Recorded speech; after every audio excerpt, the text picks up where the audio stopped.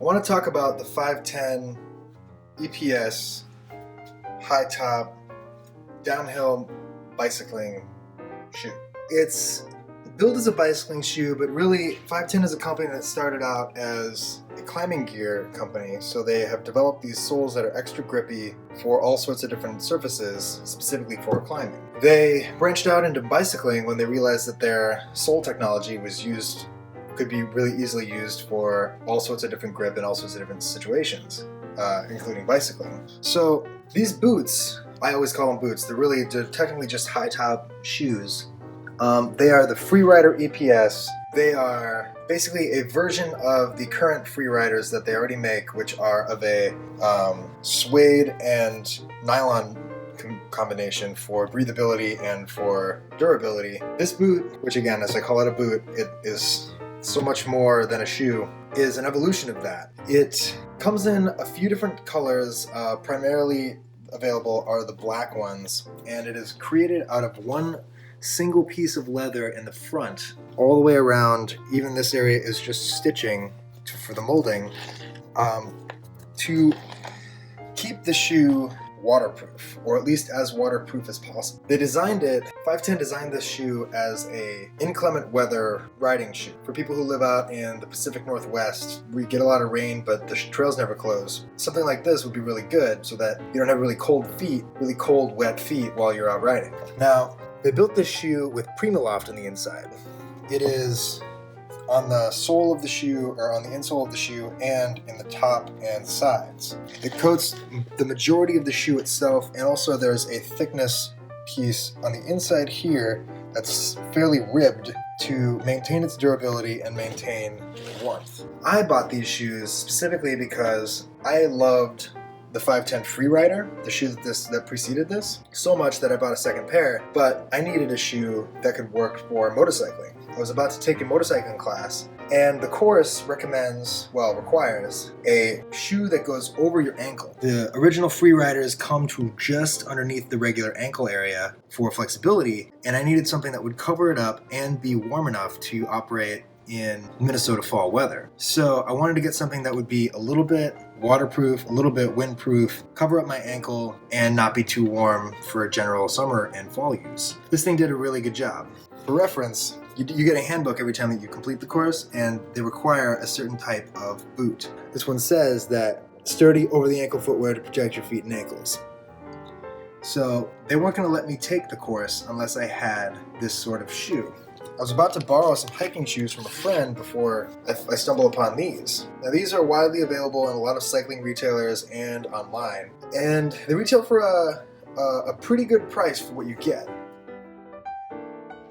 As I mentioned before, the PrimaLoft is layered throughout, but what I haven't mentioned yet is the sole. It has the same sole as the general Freerider, which is their stealth sole. It's a cushy material made of rubber and other materials that grips where there is nowhere to grip. When I'm out on hikes in the winter, I routinely will slip on ice and catch myself much sooner than my partner, who will be in general hiking boots. For a flat-soled, non-aggressive tread, this thing has worked exceptionally well in all sorts of different environments. I took these as my primary shoe outside of sandal when I was vacationing in Hawaii. This proved to be the best scenario because there are areas in Hawaii on the Big Island that are as up in the mountains and extremely cold, down to temperatures as low as 15 degrees Fahrenheit. And there are areas that are rainforests that never leave the 50 to 70 to 80 range. And this shoe performed beautifully hiking in all of them.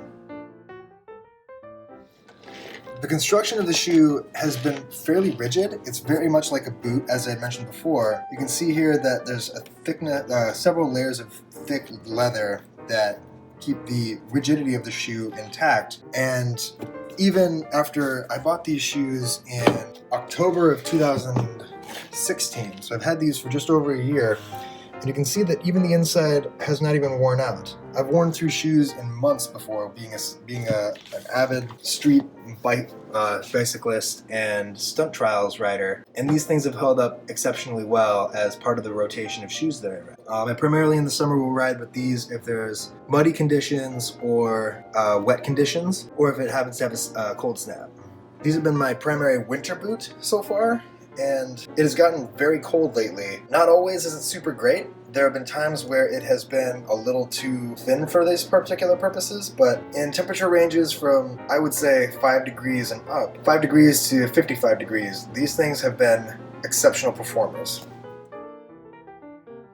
As mentioned before, I wore these when it was extremely wet, riding out in a mountain bike fair, and the festival itself, they did not close the trails for this festival. The trails were covered in mud, it was raining and lightning half the time, and never did my feet get dirty. They never got wet outside of my sweat. They never became soaked in the mud that the rest of my body was. From the ankle down, well, from the just above the ankle down, they were completely 100% clean. I would recommend this as a boot for all kinds of different uses, from a mild winter boot to an inclement weather hiking boot to a motorcycling shoe. It's performed exceptionally well on my motorcycle. I am very happy with the way that I have been able to use this product in all different scenarios. A+ from 510 for producing such a great product. I wanted to add one more thing, and it's about fit. I wear a size 10 or 10 and a half in Vans shoes because I have a little bit wider feet. I'm a person who can't wear Converse shoes or a lot of different pairs of Nike shoes because my feet they are just a little bit too wide for those things. So I often buy Vans or equivalent type shoes because of the wider foot base. And if you look, the foot base on these doesn't seem exceptionally wide, but the inside of them is exceptionally lofty. Not so much that your foot slips around in it, but just enough that a slightly wider foot like myself could fit in and be comfortable.